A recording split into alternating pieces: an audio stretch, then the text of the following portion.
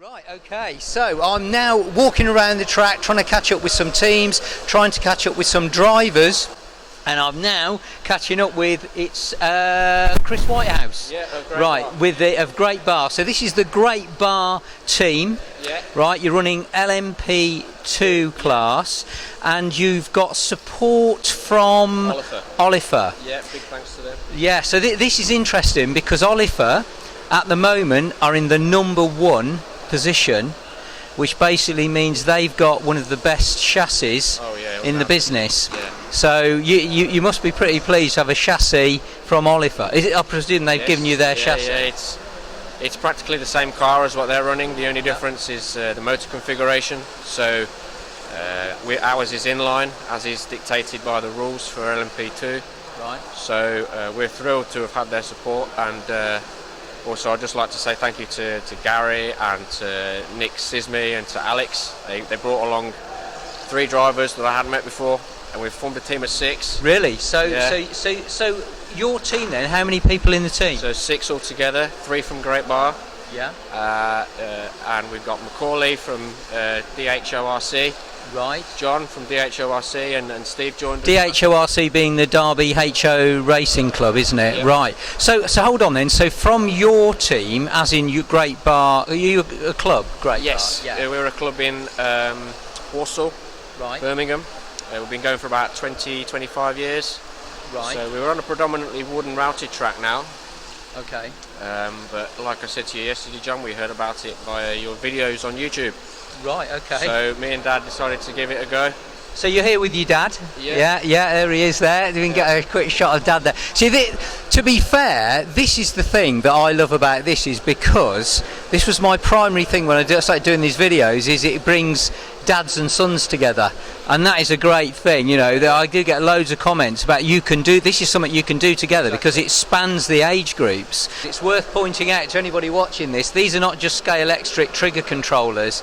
These are very, very we had a bit of a smash there. These are very, very highly programmable controllers, aren't they? You can control braking, acceleration. You were telling me earlier, weren't you, about the different methods of controlling. And that's why Steve Lander's been really helpful, because he understands the setup and how the controller can be modified to suit a driver's style, but also the car. Right. So we've actually found that a lot of our drivers have gone quicker just by his input. Right. So it's given a lot of us Wow. Yeah. So just by having someone there who can show you how to tweak the controller, you can actually get a better performance. Yeah. Right. So, I was talking to a driver earlier actually who was saying the thing about this track, and it's worth being aware of this, you only get one chance a year to run it, and that is the thing. It's worth pointing this out, guys. You only get one chance a year to do this, so where you can go back to your club and practice, you cannot practice for this. You can't practice it. So it's like the real thing, isn't it? You get one shot. Fantastic. Okay, Chris, that's really good. Yeah, really good, folks. So that's Chris, and we will try and get some more interviews with some other drivers. So very good. Cheers. Thanks, Chris. So we are at 19 hours into this race. Still have another 5 hours still to go, and everyone's still going, but they're now looking a little bit worse for wear. The track's still running, everything's still going, which is a real testament to this technology, as always.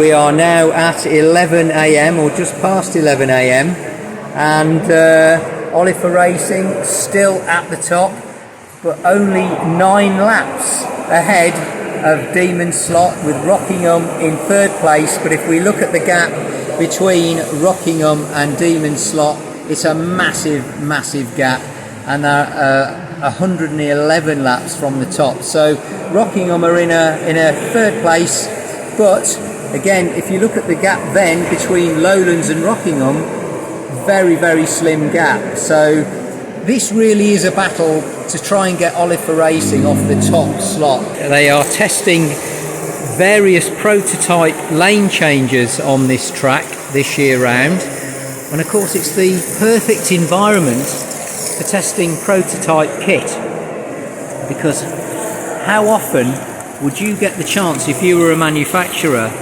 to have a car running on a track, or several cars running on a track non-stop for 24 hours. Not very often. So what Maurizio's done is got some lane changes, brand new lane changes, prototype ones, and they seem to have done the job. Don't appear to have anyone complaining about the lane changing technology. We're walking down here, down the Mulsanne Straight.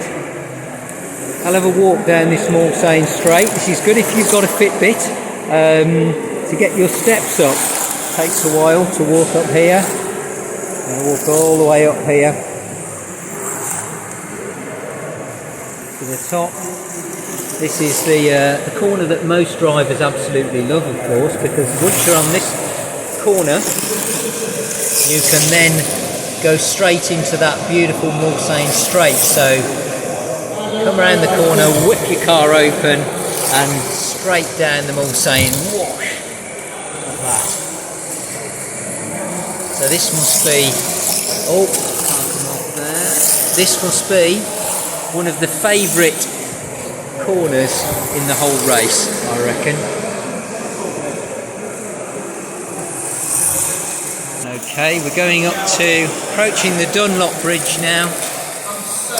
Now I've got some fantastic footage of this, which you would have seen by now, no doubt, in the night. This is the bridge that, or the Dunlop Bridge over there.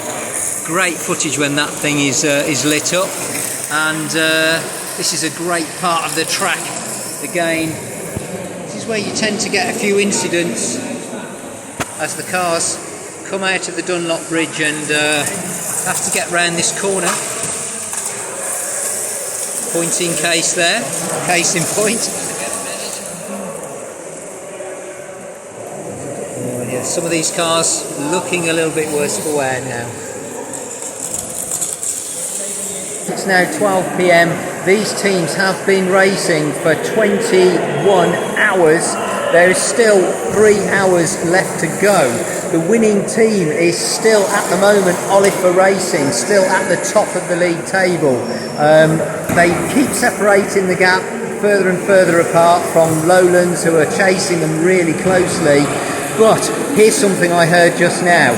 Oliver, although they are ahead with 3 hours left still in this race, have only basically used up all of their chips.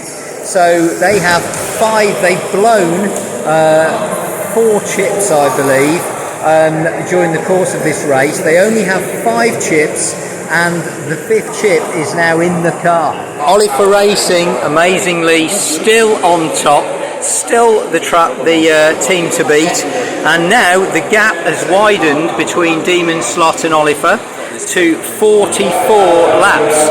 So clearly Oliver are making extremely good headway now.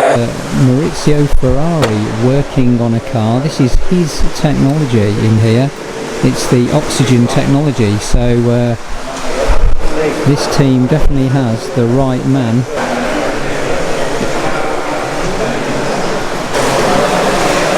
There we go. Car's done. Back out on the track. Is he going to go? And getting into the pit lane now, and it's back out again.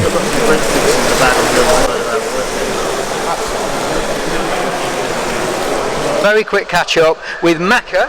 That's right. Now he's very new to this. He's never done it before.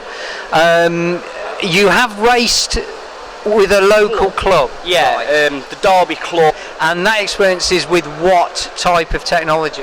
That's Carrera Digital. Okay. So completely different to the oxygen that we're using today.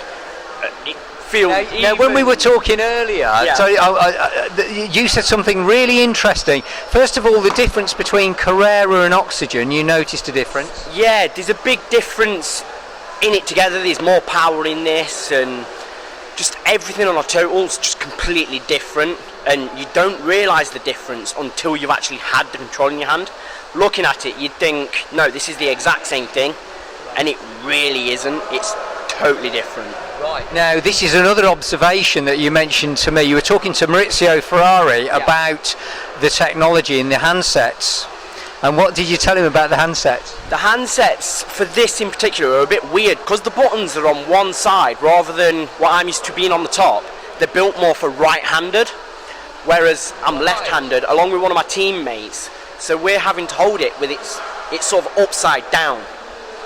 So This is interesting. Yeah, it's sort of weird to get to when you're trying to change your lanes or anything at all on the controller, other than the trigger. So this is really interesting because Maurizio said this as well. He never thought about that, and he agreed with what you said. So if you're right-handed, you're fine. Yeah. But if you're left-handed, you've got a problem. You've got a problem. But you did it. Yeah, I did it, and it is totally different, and it's a bigger track, and obviously with it being 24 hours as well, I went in quite late into the day, so I was already starting to get lethargic, and twilight was coming along, and because of my eyesight in the first place, I was struggling to see it, and I had quite a lot of variables to try and deal with, as well as the controller, and the fact that it's different to Carrera as a whole. Will you do another one? Oh yeah, I'll be back next year. Let's do it. So Garage 20 off the track. Seemed to be a problem. Called in by race control, exhibiting a problem. Team captain here, having a go, trying to get this thing back on the track as soon as possible. Every second counts. Haven't really seen a lot of problems from Garage 27, if I'm honest. This is one of my favourite cars, the Ferrari 488 Evo. Sticking the wing down. Yeah, it's good. It's good. He's happy with that. Bit of wing damage, quickly repaired. Back in the pits now. Need to get this car back out on the track real quick. Gives the drivers a bit of a break. And off it goes. There we go. 488 Ferrari Evo back out on the track. It's now 1 o'clock, just gone 1 o'clock, so just 2 hours to go, less than 2 hours to go. And Oliver Racing are absolutely killing it. Oliver Racing now 54 laps ahead. So very, very good for Oliver Racing. They've got, if Oliver Racing have a car failure now, it would be an absolute disaster. It would be totally bad luck because they've held the lead in first place for so long now that it's virtually impossible for them not to win. But Rockingham down in fourth place again. They've slipped down a little bit, but only by 6 laps or thereabouts. Just 1.5 hours left to go on this race, and the cars are still going. It's a real testament, really, to the reliability of the technology now. And obviously, the drivers must be getting really tired. They've been running on this race now for over 22.5 hours of non-stop racing through the night. What the drivers have been saying, which is interesting, is that there are far less failures of these cars than in previous years. So the technology itself is getting a lot more reliable than it's been in previous years. A lot less time off the track, and I've noticed that because when I've been monitoring the pit lanes, I've not seen anywhere near as many cars in the pits or in the repair shop trying to be fixed. That all seems to have almost gone away. Although during the night, Gary was telling me that a number of teams had some serious chip failures, but they were repaired quite quickly. So we're getting a lot more reliability now. Some of these cars looking a lot worse for wear, of course, as they always do. You would expect it. Got a bit of dancing going on now. Obviously, somebody is in high spirits. Just less than 1 hour of the race to go.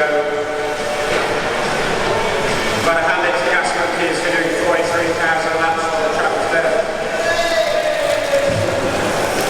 That's when you fix one thing, something else comes up. It's 2:30 in the afternoon. we have literally just half an hour to go on this race, and it's been one hell of a race. Oliver still appeared to be in the lead. In fact, what we're going to do now is quickly go and have a look at the score sheet, see where we are, have a look at the leaderboard with just half an hour to go. I was told that with these spectacles on I look a bit like Mattia Binotto, so I want to say hi Mattia, well done, good job. And because we know each other, we used to work each other at the Ferrari Gestione Sportiva in the 90s. Yes. Look at the score. What? No, that's not right. Clearly, a bit of a glitch has happened. Yeah, that is wrong. There's obviously a number been added to the end here as a bit of a glitch. So those watching who think that the Gas Monkeys have suddenly gone from bottom to top, that cannot be right. There's clearly been a technical error. But Oliver Racing are still at the top officially, with Demon Slot and Lowlands with Rockingham in 4th place. The Oliver team now pacing up and down the track like a hungry bull, because they need their car to keep running without fail over the next 7 minutes. If they can do that, then they've pretty well got this in the bag. It's a bit like going to a football match where you just want the ref to blow the whistle and bag the win. And that's what Oliver need to do now. They just need to hold their lead for the next 7 minutes. Even though we have got around 20 minutes of racing time left.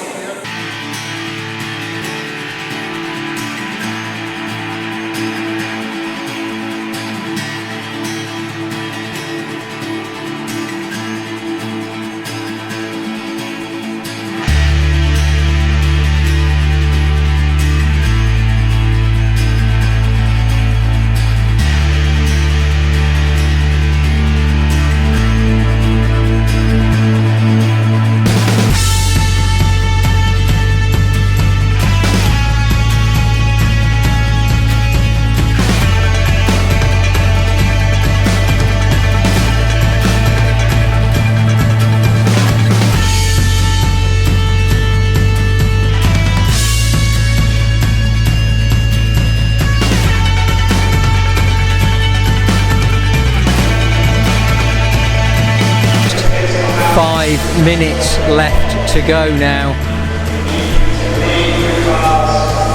Where they are. 5 minutes left to go.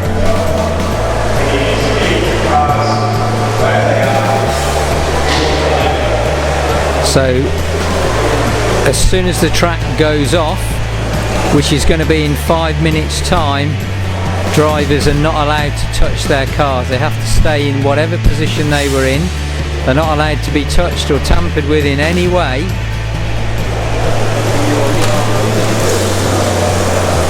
And it looks like, without any question, Oliver Racing have won this race.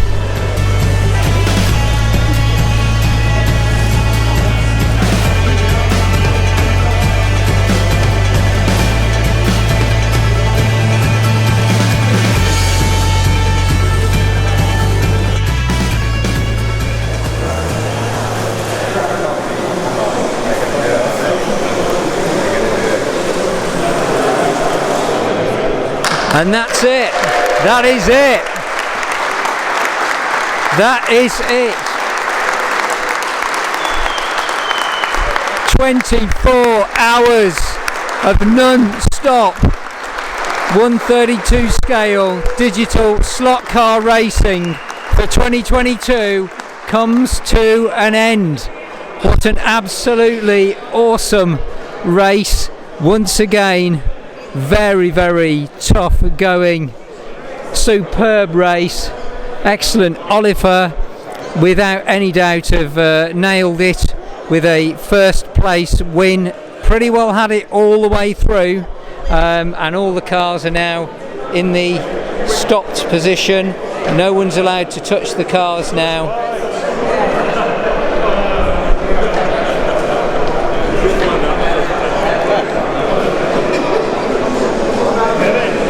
the cars are now stopped.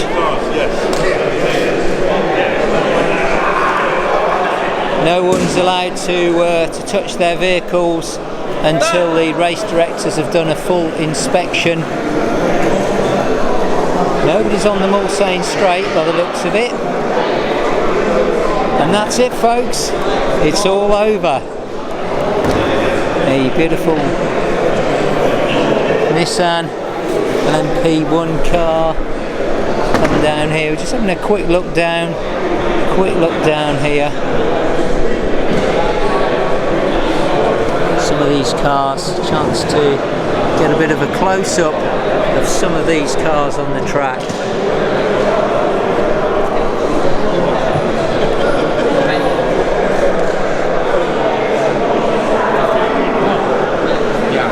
So it's 20 quid cheaper. The race is over.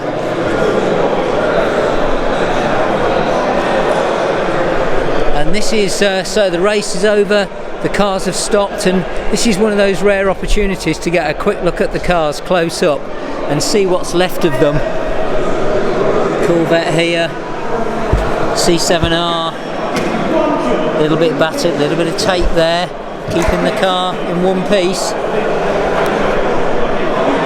So, Oliver Racing won it by some margin. From what point did you have a feeling that you were going to win? Well, we got so many problems during the race that it felt difficult, but only like in the last 20 minutes, I'd say. We were always confident that we would be able to do it, but only in the last 20 minutes we were sure that it will go our way.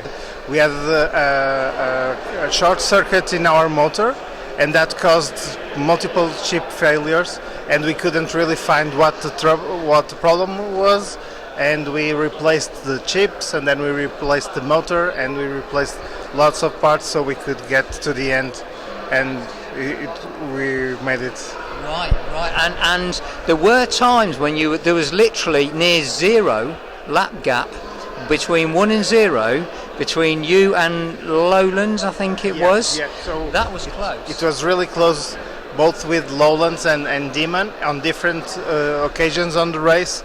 They were driving really well. They also had great cars, and it was really a big challenge for us to overcome them. And you did drop, if I recall, you did drop into second place for a short time.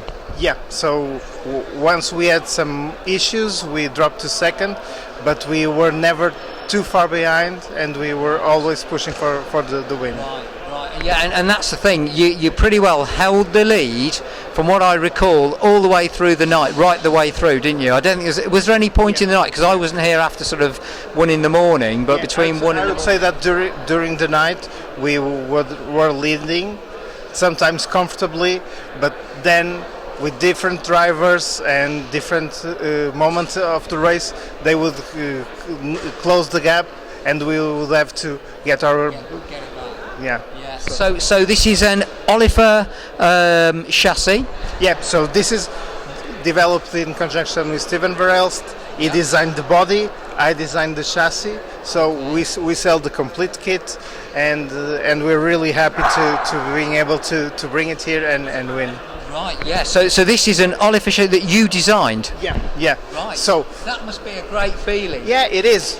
Even more so because Oliver started as a chassis brand for this event. So when we found out that this event existed, I said to design a chassis to compete here. We designed the first chassis we designed was for the Acura that a British team raced, and then we came here the following year and raced the Pescarolo and won the P2.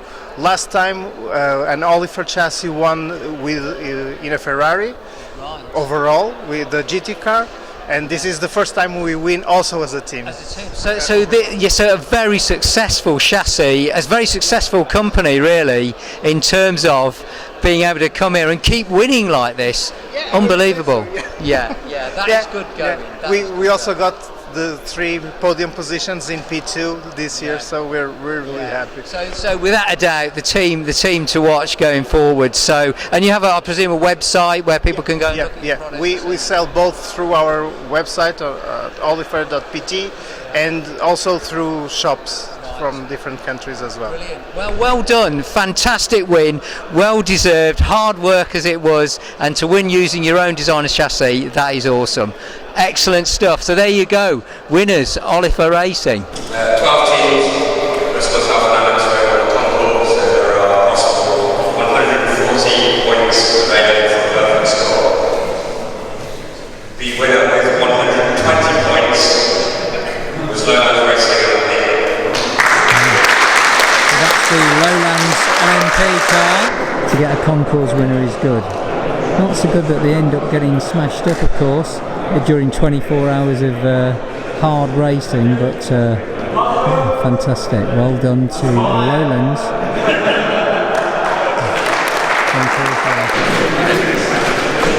The winners in the GT category was what is admittedly an impressive 4th place overall. GT category. And I'm told the remark made by this team was you need a GT to win them all. But they've won the GT category. But that top step remains elusive for Rockingham. Rockingham now, yeah. Still, after 9 consecutive years at this, Rockingham still not gone home with the winning, ultimate win, I should say. Matt Tucker and the team, but they do have the fastest GT car.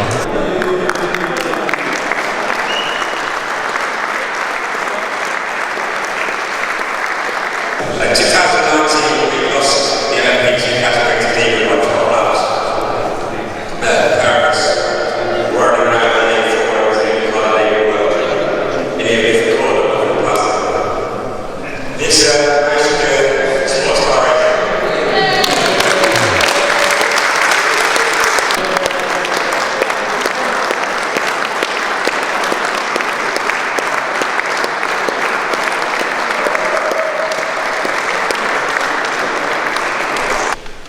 What a race it's been. Oliver been racing with us for a number of years now, and I think that you recognise the passion that this has for realistic world racing. And to award them the British Trophy today is an honour for me and recognition of their passion of model motor car racing. Call them stock cars, call them toys, call them hobby cars, call them whatever you want. With their passion cars, the guys that offer, and that really shows. So it's a great pleasure, the winners of the 9th editions of the More 24 Hours, it's Oliver Racing. Racing, name that keeps on coming up, without a doubt. Fantastic team. Mainly a father and son team, this actually. Over 40 years of experience in slot car racing from their father, and yeah, great team. Well deserved win, held the lead pretty well throughout the whole race. There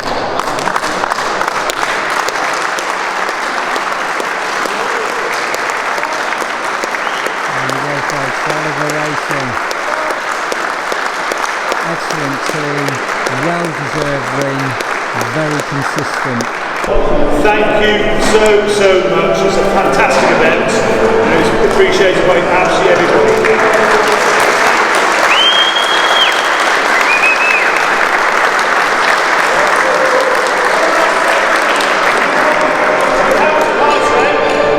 It's Gary's birthday. It's Gary's birthday. But we have to do a rendition of Happy Birthday. Oh, here we go. Happy birthday To you, Gary Skip's birthday.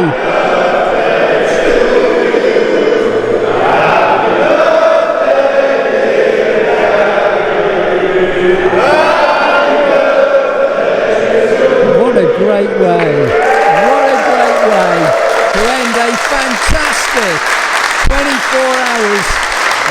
Digital Slot Racing. And I'm sure that Gary won't be doing a lot of partying now. He's probably going to go home and just sleep.